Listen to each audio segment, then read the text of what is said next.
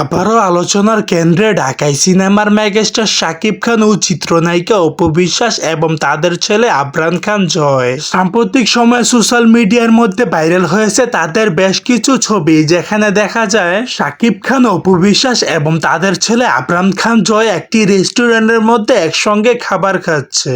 খাবারের টেবিলের মধ্যে রয়েছে ফলমূল থেকে শুরু করে সবকিছু রাজকীয় খাবার, একজন আরেকজনকে খাইয়ে দিচ্ছে। অনেকদিন পরে এক ফ্রেমে শাকিব ও অপু বিশ্বাসকে দেখে নেটিজেনরা দাবি করছে তাহলে কি শাকিব খান ও অপু বিশ্বাস আবারও একসঙ্গে হতে যাচ্ছে। এই ঘটনা দেখার পর নিজেকে আর কন্ট্রোল করতে না পেরে লাইভে এসে হাউমাউ করে কাঁদছে শাকিব খানের সাবেক স্ত্রী শবনম বুবলি। তিনি লাইভে এসে বললেন, অপুকে অনেক ছাড় দিয়েছি, আর নয়, তার জন্য আমার আজ সংসার ভাঙার পথে। এক পর্যায়ে শবনম বুবলি কাঁদতে কাঁদতে শাকিব খানকে উদ্দেশ্য করে বললেন, শাকিব প্লিজ তুমি ফিরে আসো, তোমাকে ছাড়া থাকতে পারছি না। উনি হচ্ছেন আমার অক্সিজেন। আমি কখনো ভাবতে পারি না যে আমি থাকা অবস্থা আমার মা নেই। সো এটা আমার জন্য, আমি কখনো চিন্তা করলে আমি খুব ইমোশনাল হয়ে যাই। আমরা হয়তো বা কাজ করি, ব্যস্ত।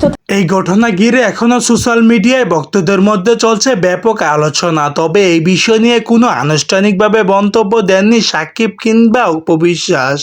সো দর্শক, আজকের এই ভিডিওটি এই পর্যন্তই। যদি ভিডিওটি ভালো লেগে থাকে তাহলে ভিডিওতে একটি লাইক, একটি কমেন্ট আর অবশ্যই চ্যানেলটি সাবস্ক্রাইব করতে ভুলবেন না।